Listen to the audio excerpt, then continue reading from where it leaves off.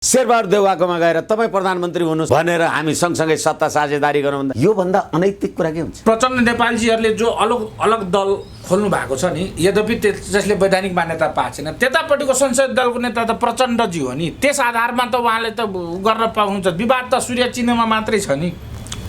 यो कुरै भएन भनेको उहाँको त्यस्तो तर्क छ के? होइन, उहाँको तर्क छ होइन, यो कुनै तर्कै होइन। जब पार्टी एउटै छ, दुईटा संसदीय दल हुन्छ। पार्टी एउटा छ कि दुईटा छ भने नेकपा एउटा छ, बाई डायग्राम एउटै छ। गुट पो चारवटा छन् त।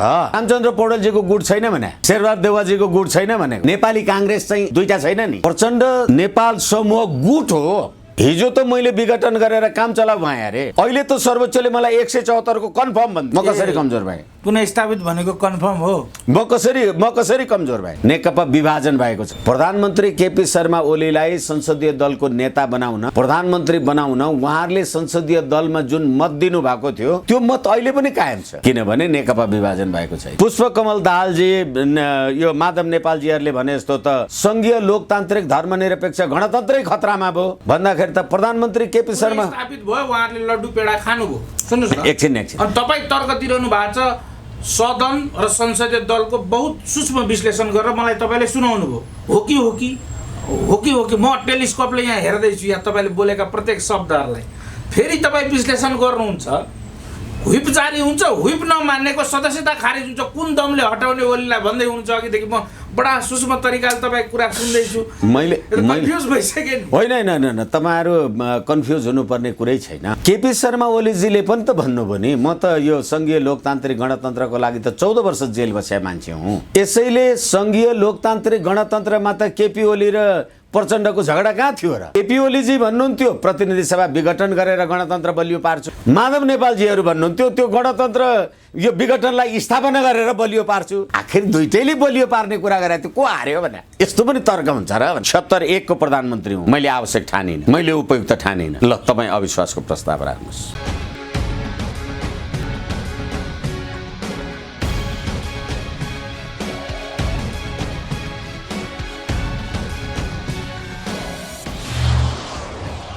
अनलाइन टिभीमा विष्णु भट्टराई, यहाँलाई हार्दिक स्वागत छ। हजुर, अब फैसला सर्वोच्चको आउने बित्तिकै हजुरसँग अन्तर्क्रियामा आउनुपर्ने थियो, किनभने तपाईँ त्यसमा भाग लिएको व्यक्ति, फैसला पुनः स्थापित हुनु हुँदैन भन्ने पक्षको वकिल तपाईँ। तत्कालीन यस्तो फैसला आयो, अब के भनेर मैले सोध्नुपर्ने, अलिक ढिलो भयो भने फेरि तपाईँलाई नै सोध्नुपर्ने अथवा त्यहाँ भएका टिमका व्यक्तित्वहरूलाई सोध्नुपर्ने भएकोले ढिलै भए पनि तपाईँ समक्ष आइपुगेको छु। अब के हुन्छ नेपालको राजनीति, संसद पुनर्स्थापनाले निम्त्याएका चुनौतीहरू के छन्? मलाई लाग्छ संसद पुनर्स्थापनाले त्यस्तो कुनै आपत्तिजनक अथवा उद्वेगजन्य कुनै कुरा हुने छैन। प्रधानमन्त्रीजीले पुस 5 गते प्रतिनिधि सभा विघटन गर्नु भएर निर्वाचनको जे घोषणा गर्नु भएको थियो र निर्वाचनको घोषणा गर्नुपर्ने कारणहरू मध्येमा अरू धेरै कारणहरूका अतिरिक्त संविधान संशोधनको प्रश्नलाई पनि समावेश गर्नुभएको थियो। अहिले सम्मानित सर्वोच्च अदालतले त्यो प्रश्नलाई सम्बोधन गरेको यो अहिलेको संक्षिप्त फैसलामा मैले देखेको छैन। अब प्रतिनिधि सभा पुनर्स्थापना भए पनि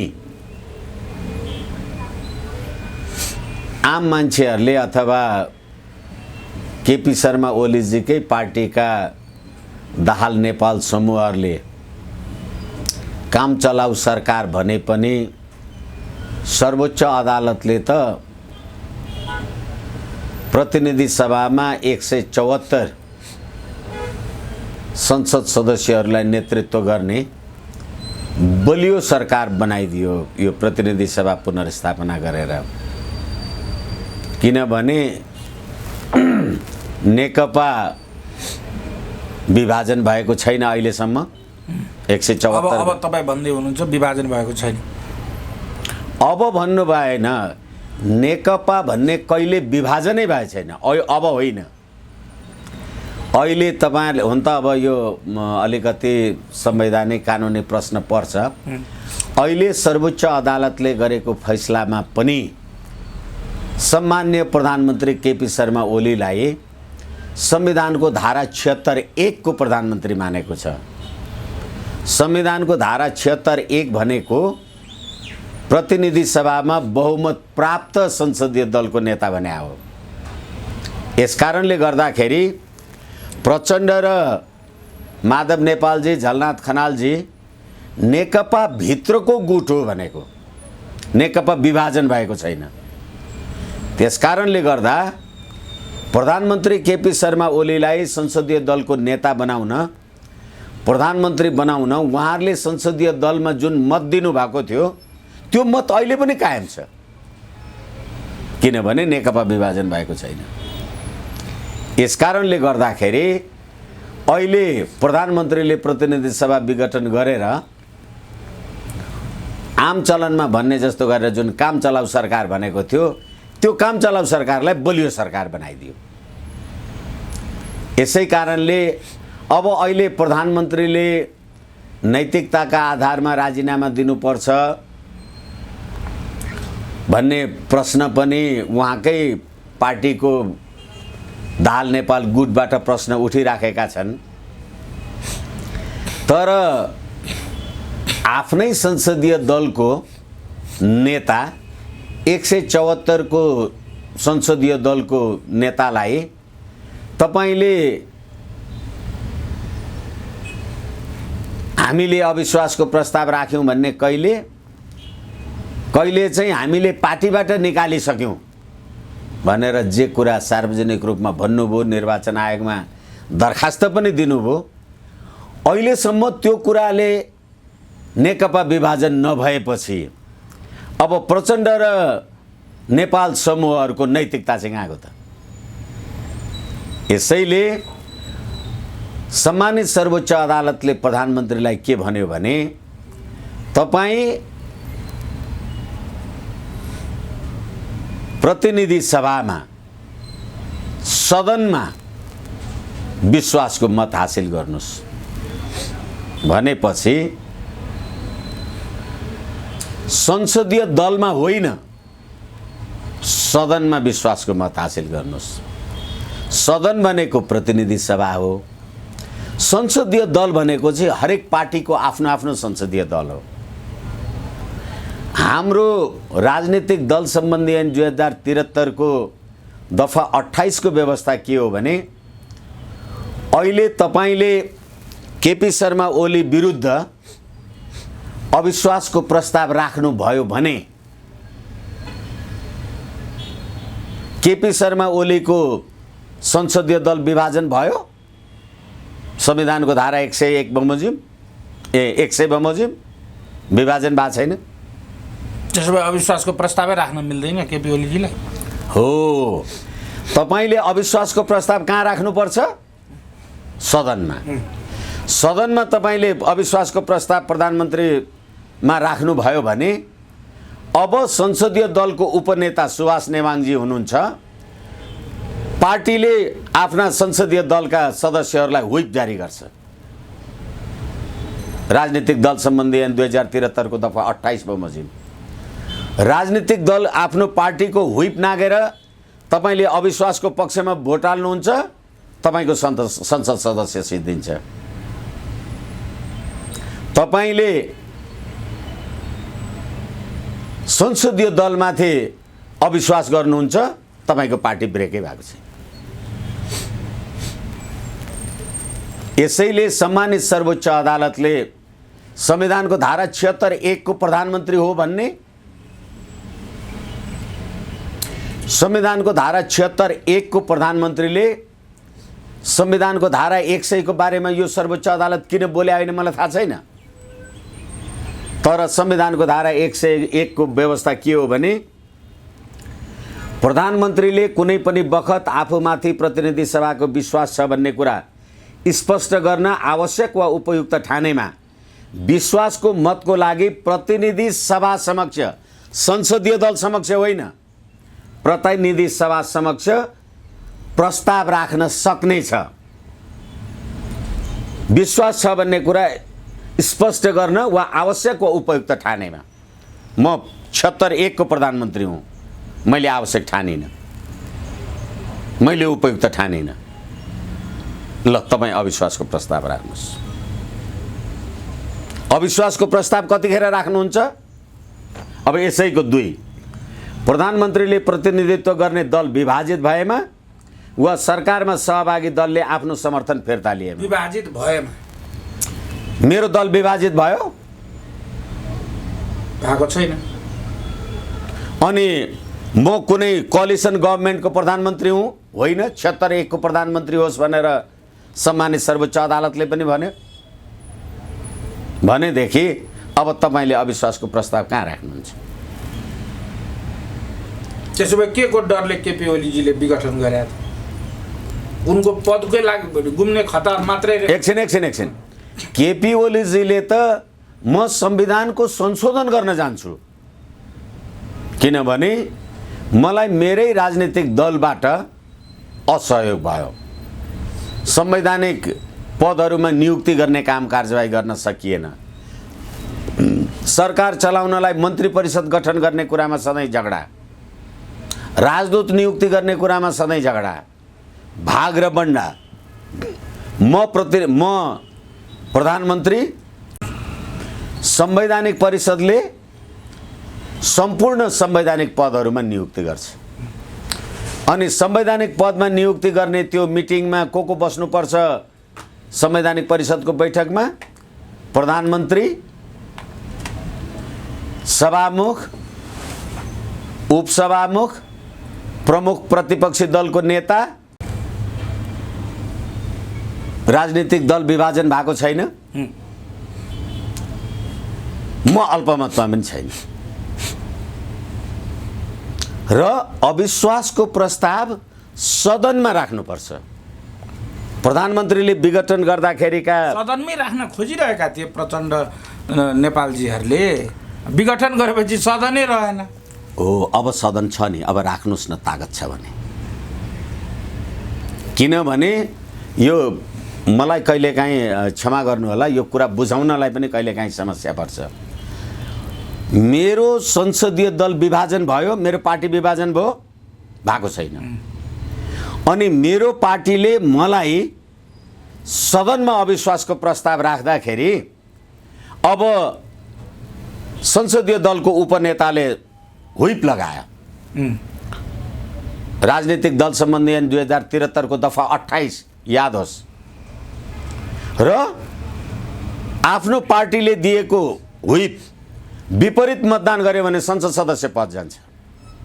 यो हुइप विपरीत म तपाईँलाई भन्दैछु, राजनीतिक दल सम्बन्धी ऐन 2073 को दफा 28।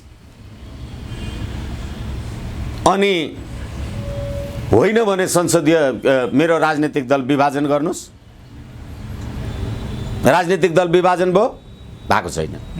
राजनीतिक दल विभाजन भएन भने मैले तपाईँलाई संविधानको धारा 100 को उपधारा 1 पढेर निवेदन गरेँ, प्रधानमन्त्रीले चाहेमा आफूमाथि संसदको विश्वास छ, प्रतिनिधि सभाको विश्वास छ भन्ने कुरा आवश्यक ठान्यो अथवा उपयुक्त ठान्यो भने प्रस्ताव राख्ने हो। मैले राखिनँ। म 76 को प्रधानमन्त्री हुँ, हटाउनुहोस्। हिजो त मैले विघटन गरेर काम चलाउ भएँ अरे, अहिले त सर्वोच्चले मलाई 174 को कन्फर्म भनिदियो। म कसरी कमजोर भएँ? पुनः स्थापित भनेको कन्फर्म हो। म कसरी कमजोर भएँ? यसै कारणले प्रधानमन्त्रीले प्रतिनिधि सभा विघटनको सिफारिस गर्दा संविधानको संशोधनको पनि प्रश्न राख्नु भएको छ भने संविधानको संशोधनको प्रश्न राख्दा हामीले पनि बेन्चमा भनेकै हौँ, संवैधानिक परिषदको निर्णय सर्वसम्मतिबाट हुनुपर्छ। त्यसमा प्रधानमन्त्री, अध्यक्ष, सभामुख सदस्य, प्रतिनिधि सभाको प्रमुख विपक्षी दलको नेता सदस्य उपसभामुख सदस्य, राष्ट्रिय सभाको अध्यक्ष सदस्य र त्यो संवैधानिक परिषदले अनि प्रधान न्यायाधीश पनि सदस्य, त्यो संवैधानिक परिषदले सम्पूर्ण राजनीति संवैधानिक पदमा नियुक्ति गर्छ। अख्तियार दुरुपयोग अनुसन्धान आयोग जस्ता निकायहरू 3 वर्षदेखि नियुक्ति नपाएर खाली छन् अनि संवैधानिक परिषदको बैठक बोलायो, सभामुख आउनुहुन्न, मेरै पार्टीको सभामुख। अब विपक्षी दलको नेता शेरबहादुर देउवा भागभण्डा खोज्नुहुन्छ, पुग्दैन, आउनुहुन्न। अब उपसभामुख राख्नु पर्यो। एउटा कुरा यो पनि यहाँहरूलाई जानकारी होस्, यो संविधानको धारा 91 ले प्रतिनिधि सभामा पुरुष सभामुख भयो भने महिला उपसभामुख हुनुपर्छ। पुरुष एउटा दलको सभामुख भयो भने महिला अर्को दलको उपसभामुख हुनुपर्छ। कृष्णबहादुर महराजी गएपछि, अग्नि सापकोटाजी आएपछि अहिलेसम्म संविधानको धारा 91 मा चाहिँ उपसभामुख आयो? कस्तो संविधान बनाउनु भएको छ? म लगभग 2/3 को नेकपाको सरकार, म तपाईँ काङ्ग्रेस 25% पनि ल्याउनु भएको छैन, त्यसलाई उपसभामुख दिन्छु? गर्यो संविधानले काम। अनि संवैधानिक परिषदमा नियुक्ति गर्नका लागि उहाँहरू आउनुहुन्न, कोरम पुग्दैन। अनि भ्रष्टाचार भयो देशमा, सरकारले केही गरेन। भ्रष्टाचार सम्बन्धी कारबाही गर्नलाई आयोग पुरा गरौँ भन्दाखेरि मेरै पार्टीको मान्छे आउँदैन, प्रमुख प्रतिपक्षी दलको नेता आउँदैन, चल्यो। त्यसैले प्रधानमन्त्रीले भन्नुभयो कि म चाहिँ संसद यो संविधान संशोधनको लागि पनि जान्छु। त्यसबारेमा त सर्वोच्च अदालतको फैसलाले सम्बोधन गरेन। संविधानको धारा 2 यो फैसलाले उल्लेख त गर्यो, नेपाली जनताको राजकीय सत्ता र सम्प्रभु सत्ता नेपाली जनतामा निहित छ भने नेपाली जनतामा रहेको सम्प्रभु सत्ता र राजकीय सत्ता प्रयोग गर्नलाई निर्वाचनमा जान्छु भन्दाखेरि यो संविधान गणतन्त्रै जाने भयो भनेर आपत्ति भएन? मैले सम्मानित सर्वोच्च अदालतमा मेरो बहसको सिलसिलामा भनेको छु। सम्मान्य प्रधानमन्त्रीजीले संवैधानिक परिषद लगायतका के कुराहरू देखेर संविधान संशोधनको लागि पनि जाने भनेर मन्त्री परिषदमा निर्णय गर्नुभयो होला, तर यो संविधानको धारा 4 संघीय लोकतान्त्रिक गणतन्त्रात्मक धर्मनिरपेक्ष राज्य हो नेपाल भनेर भनिएको छ धारा 4 मा। संविधानको धारा 274 मा संविधान संशोधनको व्यवस्था छ। नेपाली जनताको एकता, राष्ट्र, राष्ट्रियता, राष्ट्रिय एकता, अखण्डता, स्वाधीनता, सम्प्रभुता भन्दा बाहेक यो संविधानको सबै धाराहरू संशोधन हुन सक्छ भनेपछि गणतन्त्र, संघीयता र धर्मनिरपेक्षता पनि त जान्छ नि। मैले बेन्चमा बनाऊ, इजलासमा बनाऊ, अखबारले छापेको छ त्यो कुरा। भनेपछि गणतन्त्र, संघीयता र धर्मनिरपेक्षता संस्थागत कहाँ भयो त? त्यसै कारणले गर्दा होला यो त गणतन्त्रै जाने भयो भनेर सर्वोच्चले पुनर्स्थापना गरे हो कि? प्रधानमन्त्रीजीले संविधान संशोधनको प्रश्नलाई पनि उठाउनु भएको थियो। त्यो विषयलाई सम्मानित सर्वोच्च अदालतले यो फैसलामा सम्बोधन गरेको देखिनँ मैले। तपाईहरु संसद पुनर्स्थापना हुनु हुँदैन भनेर मुद्दा लड्ने, बहस गर्ने, अनि सर्वोच्चले पुनर्स्थापना गरिदियो, खुसी भइरहनु भएको छ त। अनि तर्क दिएर no we got the benefit भनेर लामो तर्क दिइरहनु भएको छ। यो के बुझ्ने? होइन, यो तपाईहरुले हार र जितको प्रश्नलाई लिनुहुन्छ।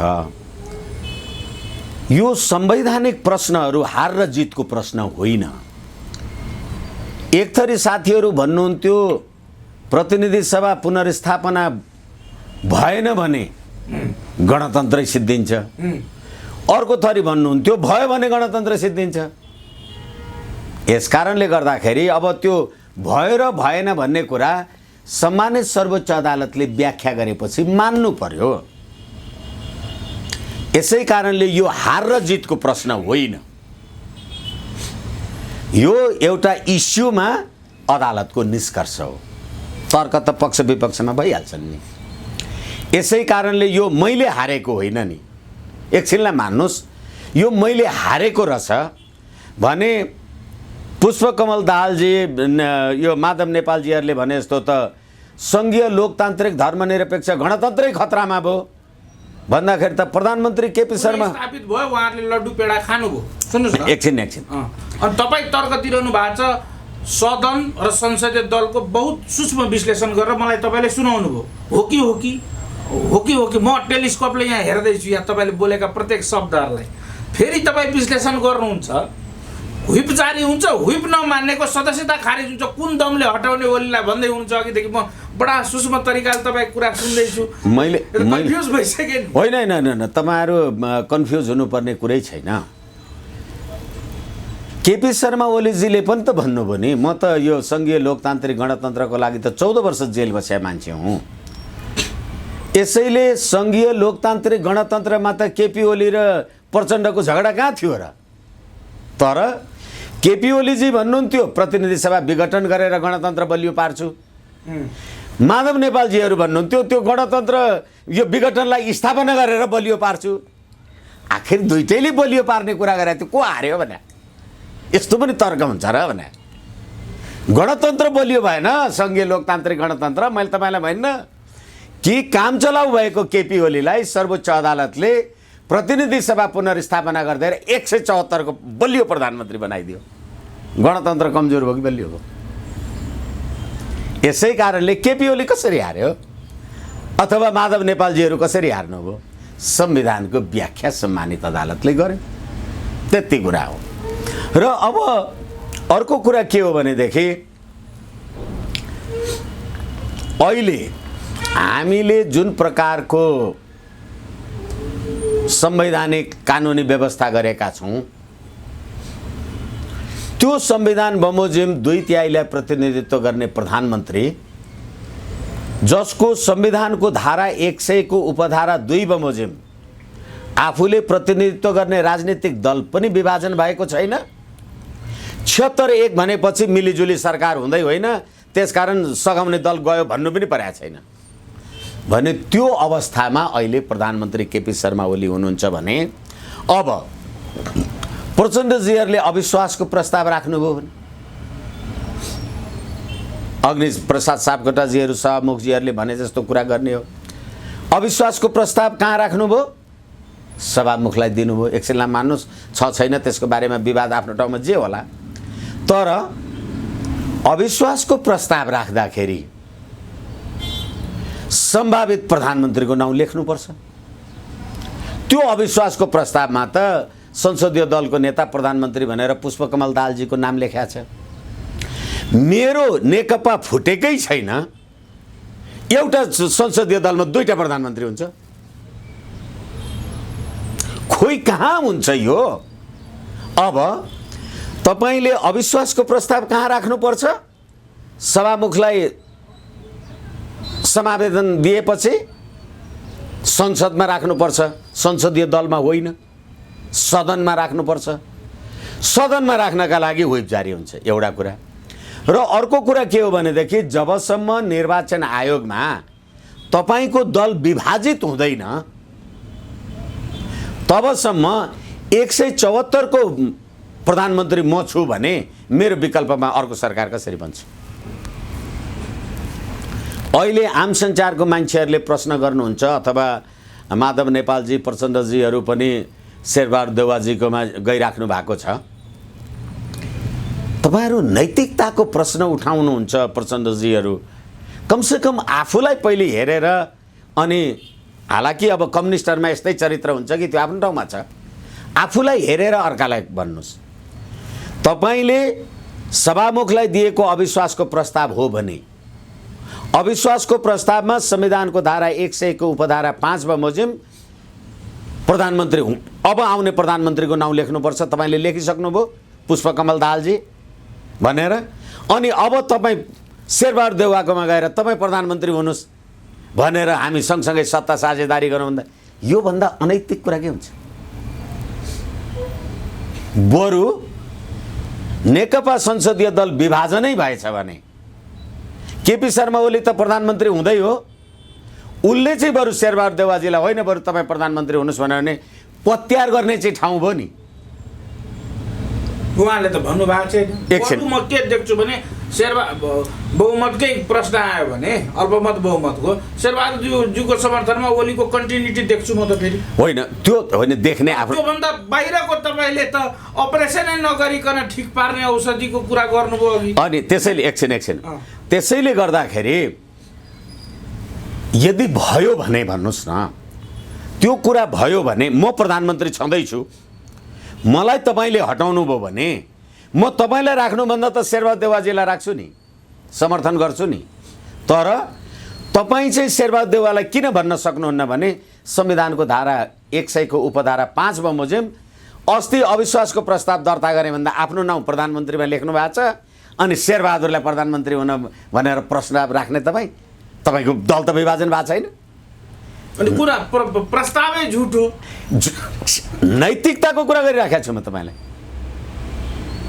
यो अवस्थामा सर्वोच्च अदालतले प्रतिनिधि सभाको पुनर्स्थापना गरेर अब भन्नुहोस् कतिवटा संसद सदस्यहरूलाई कसलाई हर्स ट्रेडिङ गर्ने, कसलाई के जागिर दिने, कसलाई ठाउँ दिने, कसलाई स्थान दिने, अनि त्यहाँबाट अस्ति गरेका संवैधानिक नियुक्तिहरू तलमाथि बदर बातिल भए भन्ने, अब त्यहाँ कतिवटालाई मलाई खान पाऊँ र तँलाई खान पाऊँ वाला कुरा गर्ने, कत्रो वितण्डा हुन्छ भने तपाईँले समस्याको समाधान गर्नुभयो कि जे कुरा नहोस् भनेर प्रतिनिधि सभा विघटनको निर्णय विरुद्ध फैसला आएको थियो, अझ त्यो कुरा चाहिँ अत्यन्त हुने भयो। सबले अब आफ्ना आफ्ना संसद सदस्यहरू लुकाउन थाल्नु, हर्स ट्रेडिङ सुरु भइसक्यो। किनभनेदेखि नेकपा नफुटुन्जेल केपी शर्मा ओलीलाई तपाईँले प्रधानमन्त्री पदबाट निकाल्न सक्नुहुन्न। नेकपा विभाजन हुने बित्तिकै कसैको पनि 138 सदस्य सङ्ख्या पुग्दैन अनि खरिद बिक्री चल्छ। त्यसको स्लिप प्याडहरू त बन्न सुरु भइसक्यो हो। त्यसैले संसद खरिद बिक्री हुने, कुनै के हुने, देशलाई आर्थिक सङ्कट पर्ने, अनेकन भन्नुहुन्थ्यो संसद विघटनको विरुद्धमा रिट हाल्ने कानुन व्यवसायीहरू अथवा राजनीतिक दलका मान्छेहरू अब हर्स ट्रेडिङ सुरु गरेर अर्बौं खर्बौंको चलखेल सुरु भयो कि भएन? देशले निजात पायो कि अझ भुङ्ग्राउँ पर्यो? होइन भने तपाईँको दल फुटेको छैन। पुष्पकमल दाहालजी, माधव नेपालजी, तपाईँ किन अर्को मान्छेलाई प्रधानमन्त्री बोलाउँदै हिँड्नुहुन्छ? केपी ओलीले हटाउनु त सक्नुहुन्न रहेछ नि। तपाईँको तर्कले त्यसो भन्यो। मेरो तर्कले होइन। जबसम्म संविधानको, मैले तपाईँलाई संविधानका धारा पढेर सुनाइराखेको छु, काम नपाएर भने हो र? होइन, नेपालमा धाराहरू कहिलेकाहीँ भए पनि प्रयोग नहुँदो रहेछ नि त। त्यसो त हाम्रो सर्वोच्च अदालतले नै संविधानको धारा प्रयोग गरेन अस्ति पुनः स्थापित गर्दा। किनभने हाम्रो संविधानको व्यवस्थाले, जस्तो संविधानको धारा 306 को खण्ड जले के भन्छ भने राज्य शक्ति भन्नाले राज्यको कार्यपालिका, व्यवस्थापिका र न्यायपालिका सम्बन्धी अधिकार सम्झिनुपर्छ र सो शब्दले अवशिष्ट अधिकार समेतलाई जनाउँछ भने अवशिष्ट अधिकार लेखेको छैन कागजमा। कागजमा नलेखेका जति अधिकारहरू अवशिष्ट अधिकार हुन्छन्। कार्यपालिकाको अवशिष्ट अधिकार कसले प्रयोग गर्छ त? प्रधानमन्त्रीले गरेन भने त्यसको त व्याख्या गरेन नि सर्वोच्चले। नेपाली जनताको राजकीय सत्ता र सम्प्रभु सत्ता भनेर संविधानको धारा 2 ले त भन्यो नि, प्रधानमन्त्रीजीले म त नेपाली जनताको राजकीय सत्ता र सम्प्रभु सत्ताको अनुमोदन गर्न जान्छु भन्दा किन रोक्नुभयो? सम्मानित सर्वोच्च अदालतले त राष्ट्रपतिको विरुद्ध पनि परमादेशको आदेश जारी गरेको छ। यही फैसलासँग के राष्ट्रपति कार्यकारी राष्ट्रपति हो? यसै कारणले गर्दाखेरि प्रधानमन्त्रीको सिफारिस बमोजिम मात्रै राष्ट्रपतिले आफ्नो काम कारबाही गर्नुपर्छ अथवा संविधान बमोजिम कुनै निकाय पदाधिकारीले गर्ने सिफारिस गर्ने भनेदेखि बाहेकका राष्ट्रपतिले गर्ने सबै काम प्रधानमन्त्रीको सिफारिसमा हुन्छ, मन्त्री परिषदको सिफारिसमा हुन्छ भने मन्त्री परिषदले निर्णय गरेर प्रधानमन्त्रीले पठाएको सिफारिस राष्ट्रपतिले होइन भन्न सक्थ्यो? अनि किन तपाईँले राष्ट्रपतिलाई परमादेश जारी गर्नु? के हुँदैछ? यस कारणले गर्दाखेरि होला अस्ति भर्खरै अथवा वर्ष दिन अगाडि अथवा 1.5 वर्ष अगाडिदेखि एमसीसी पास गर्ने र नगर्ने कुरामा त प्रचण्डजी, देवप्रसाद गुरुङजीहरू त एमसीसीको विरुद्धमा हुनुहुन्थ्यो। अस्ति आन्दोलनको टाइममा एमसीसी मुर्दाबाद चाहिँदैन भन्दा प्रचण्डजीले आफै अहिले एमसीसीको विरुद्धमा नारा नलगाऊ भनेर रुलिङ गर्नुभयो। एकछिन सर है, मैले हजुरलाई रोकेँ। हामीले 20-25 मिनट चाहिँ यो कारणले ओली रहन्छन् अथवा गभर्मेन्टको कन्टिन्युटी यो हुन्छ, ओली प्रचण्ड दुखी हुनु अथवा रुनुको कुराहरूको बारेमा हामीले व्याख्या गरौँ। यो पुनःस्थापना अथवा चाहिँ खारेजहरू प्रक्रियाहरू जो भयो नि, यसको पछाडिको अन्तर्वस्तुको रूपमा एमसीसीलाई पनि कतिले इङ्गित गरेका छन्, त्यो सत्य हो सर? यसैले मैले तपाईँलाई भन्दैछु त वर्ष दिन अगाडि एमसीसीको विरुद्धमा रहनु भएको प्रचण्डजी अस्ति प्रतिनिधि सभा पुनर्स्थापनाको विरुद्धको आन्दोलनमा प्रतिनिधि सभा विघटनको विरुद्धको आन्दोलनमा त्यो नारा लगाउँदा किन उहाँले रोक्नुभयो? अहिले केपी शर्मा ओलीजी र शेरबहादुर देउवाजी भएर एमसीसी पास हुन सक्ने अवस्था हुन सक्छ कि सक्दैन? अर्को कुरा, प्रतिनिधि सभा विघटन भएपछि पुस 9 गते चिनिया कम्युनिस्ट पार्टीका अन्तर्राष्ट्रिय विभागका प्रमुख केयू यो देशमा आउनुभयो र उनीहरूको विवाद मिलाउनलाई प्रयास गर्नुभयो। विवाद मिलेन, तत्काल आफ्नो ठाउँमा छ। उहाँले जाँदा जाँदै भन्नुभयो नेपालमा रहेको राजनीतिक अस्थिरताले चीनको सुरक्षामा खतरा नहोस्। के नेपालीहरूको त्यत्रो ताकत छ हाम्रो झगडाले चिनियाहरूको सुरक्षामा हामी खतरा पुर्याउन सक्छौँ? हाम्रो ताकत नभए पनि हाम्रो ग्राउन्डमा हामीले जसलाई बस्न दिन्छौँ त्यसबाट उनलाई एकछिन। त्यसै कारणले गर्दा उहाँले के भन्नुभयो भने नेपालको आन्तरिक झगडाले हाम्रो सुरक्षा व्यवस्थामा खतरा पुगोस् भनेको कुरा आन्तरिक झगडा होइन। तपाईहरूको झगडाले जब एमसीसी लिएर आउनुहुन्छ हाम्रो बीआरआईलाई असर पर्छ भनेको कुरा त्यहाँ बुझ्नुहोस् न। त्यो त यस कारणले गर्दाखेरि अब अहिलेको यो परिस्थितिमा नेकपा त फुट्या छैन, फेरि पनि मैले भन्दैछु 174 को स्ट्यान्ड छ। अब चिनियाहरूको निर्णायकत्व भयो भने एमसीसी फुट्छ, नेकपा फुट्छ कि इन्ट्याक्ट रहन्छ? नेकपा इन्ट्याक्ट रह्यो भने एमसीसी पास गर्ने कुरा भएन। नेकपा ब्रेक गर्नुभयो भनेदेखि अहिलेसम्म संसदीय दल फुटेको छैन। संसदीय दल फुटेको छैन भने प्रतिनिधि सभा त पुनर्स्थापना गरिदिएछ। कहिले प्रतिनिधि सभा पुनर्स्थापना भयो होला? चितुवा पनि कराउनु, सिङ्गारी पनि हराउनु संयोग हुन सक्छ। झलनाथ खनालजी र बाबुराम भट्टराईजी लगातार राजनीतिक बिरामी भएपछि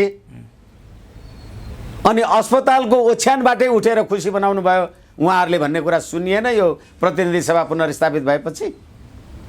झलनाथजी त साँच्चीकै बिरामी हुनुहुन्थ्यो, बाबुरामजी कृत्रिम बिमारी भएर जानुभयो त्यहाँ। खै त्यो प्रश्न होइन, उहाँ कृत्रिम हुनुहुन्थ्यो सधैँ हुनुहुन्थ्यो थाहा छैन होला, तर देखिन्छ नि यो संशयको ठाउँ छ। होइन भने चीनको कम्युनिस्ट पार्टीका उपविदेश प्रमुखले त्यो कुरा भनेर जानुको सेन्स के भयो त? तपाईँले जतातिर जोड्न खोज्दै हुनुहुन्छ भनेपछि यो ग्राउन्डमा वेस्टर्नहरूले हार स्वीकार गरिसके भनेर सोध्छु म तपाईँलाई। वेस्टर्नहरूले हार स्वीकार गरिसके। अहिले प्रतिनिधि सभा पुनर्स्थापना गर्नका लागि त हाम्रा नेपाली नेता इन्डाइरेक्टली 2+1 को थ्योरीले जितेको भन्ने कुरा गर्नुभयो क्या? होइन होइन, मेरो आफ्नो कुरा हो नि। मैले भनेको कुरा साँच्चै हुनुपर्छ के जरुरी छ? मेरो आफ्नो कुरा हो। तपाईँले भनेको साँचो हो कि होइन त्यो मलाई थाहा भएर मलाई अपग्रेडिङ भएर मैले तपाईँलाई टिक मार्क लगाएको क्या। अनि त्यसै कारणले गर्दाखेरि कुनै पनि सम्भावनालाई तपाईँ इन्कार गर्न सक्नुहुन्न। यदि एमसीसी वाला कुराकै निर्णायकत्व हो भने नेकपामा विभाजन किन भएन? वैधानिक विभाजन होइन, नेकपाको वैधानिक विभाजन नहुने र प्रधानमन्त्री चाहिँ अर्को हुने हो भने त 174 को प्रधानमन्त्री मै छु नि, कसरी अब अर्को मान्छे आउँछ र?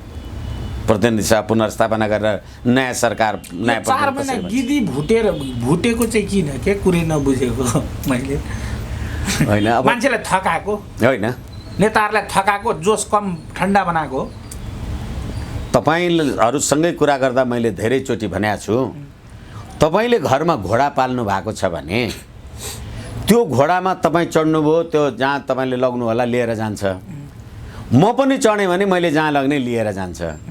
त्यो घोडालाई थाहा हुँदैन नि पिठमा को सवार बस्या छ। यसकारण घोडा अब कहिले कसले चढेर कता कुदाउँछ, कहिले कसले चढेर कता कुदाउँछ गर्दा गर्दै फेरि तपाईँ आँखाको कुरा गर्नुहुन्छ। अँध्यारो भयो, तपाईँले बत्ती बाल्नुभयो भनेपछि बत्तीको त आँखा हुँदैन नि, बत्तीले बाटो देख्छ र?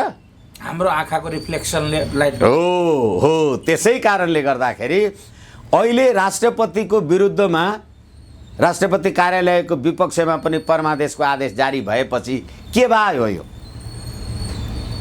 त्यो साँच्चै अलिकति परमादेशको कुरालाई तपाईँले पटक पटक दोहोऱ्याउनु भयो। मैले चाहिँ त्यसमा छिड्की लाएर तपाईँलाई सोध्न बिर्सेँ, यो परमादेश दिएको जो छ नि सर्वोच्च अदालतले, राष्ट्रपतिलाई के आदेश छ? त्यो आदेशको अलिकति फेरिस्तमा जाउँ। किनभने प्रधानमन्त्रीले 2077 9 5 गते मन्त्री परिषदको बैठक बस्यो र त्यो बैठकले प्रतिनिधि सभा विघटन गर्ने सबै कारणहरू जे हुन् गर्यो। तर उसले गरेको निर्णय त मन्त्री परिषद त सिफारिसकर्ता मात्रै हो, उसले सिफारिस गर्नु पर्यो नि राष्ट्रपति समक्ष। अनि मन्त्री परिषदको सिफारिस प्रधानमन्त्री मार्फत जाहेर हुन्छ र प्रधानमन्त्री मार्फत जाहेर भएको सिफारिसलाई राष्ट्रपतिले तलमाथि हो होइन भन्न पाउनुहुन्न। भनेपछि जब प्रधानमन्त्रीले गरेकै निर्णय अथवा प्रधानमन्त्रीकै विरुद्धमा परमादेशको आदेश जारी भइसकेपछि राष्ट्रपतिलाई आदेश जारी गर्नै परेन नि, मैले त्यो भनेको त। तर राष्ट्रपतिलाई पनि परमादेशको आदेश जारी गरेपछि त के कार्यकारी अधिकार राष्ट्रपतिसँग छ भनेको हो मात्रै भने हो। अघिदेखि तपाईँले भनेका धेरै कुराहरूमा मेरो थप जिज्ञासा, प्रचण्ड नेपालजीहरूले जो अलग अलग दल खोल्नु भएको छ नि, यद्यपि जसले वैधानिक मान्यता पाएको छैन, त्यतापट्टिको संसदीय दलको नेता त प्रचण्डजी हो नि, त्यस आधारमा त उहाँले त गर्न पाउनुहुन्छ। विवाद त सूर्य चिन्हमा मात्रै छ नि। यो कुरै भएन भनेको उहाँको त्यस्तो तर्क छ के? होइन, उहाँको तर्क छ होइन, यो कुनै तर्कै होइन। जब पार्टी एउटै छ दुईटा संसदीय दल हुन्छ भनेको, पार्टी एउटा छ कि दुईटा छ भने? नेकपा एउटा छ, बाई डायग्राम एउटै छ, गुट पो 4 वटा छन् त। रामचन्द्र पौडेलजीको गुट छैन भने, शेरबहादुर देउवाजीको गुट छैन भनेको, नेपाली काङ्ग्रेस चाहिँ दुईटा छैन नि। प्रचण्ड नेपाल समूह गुट हो, दल होइन। केपी ओली समूह पनि गुट हो, तर प्रचण्ड र केपी ओली भएको चाहिँ नेकपा हो। कुरा यसरी बुझ्नु पर्यो नि त। यसकारणले गर्दाखेरि एउटा पार्टीमा दुईटा संसदीय दलको नेता हुँदैन। अहिलेको संसदीय दलको नेता केपी शर्मा ओली हो, अहिलेको प्रधानमन्त्री पनि केपी ओली हो। तपाईँले संसदीय दलको नेताबाट कहिले हटाउनु भयो? हटाउनु भएको छैन। अविश्वासको प्रस्ताव ल्याएँ भन्नुहुन्छ, अविश्वासको प्रस्ताव सदनमा आउँछ, संसदीय दलमा होइन। त्यसो भए यी दुईटैले एकअर्कालाई लागेको आरोप पत्रदेखि नै डिजाइनमा चलिरहेको हामीहरू गिदी भुटिरहेको यिनीहरूले। अब त्यो तपाईँहरू जे भन्नुहोस्, म यही भुटिया हो। त्यसमा नेपालको टप मिडियाहरू एउटा उत्तर एउटा दक्षिण भएर रातभरि कलम चलाएर टाइपिङ गरेर न्युज लेखेर दिमाग खराब गरेर अब अहिले तपाईँले हिसाब बुझ्दाखेरि त कुरा अर्कै आयो त फेरि। हो, त्यसैले ए बाबा तपाईँ आफूले बुझेको कुरामा आफूले कलम चलाउनु भयो, उसले बुझेको कुरामा उसले कलम चलायो होला। अथवा अघि मैले घोडाको उदाहरण दिएँ, अब ककसलाई ककलले कुन कुन कलम चलाउन लगायो होला।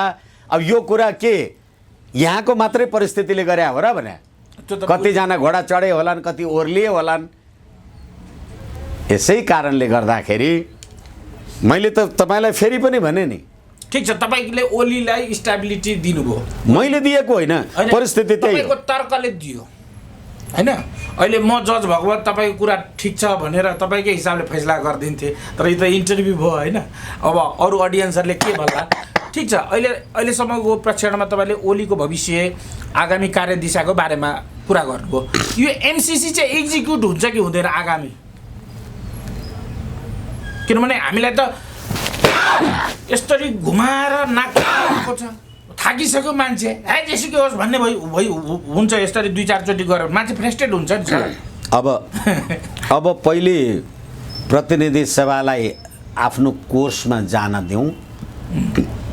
यो अहिले प्रधानमन्त्री ओली विरुद्ध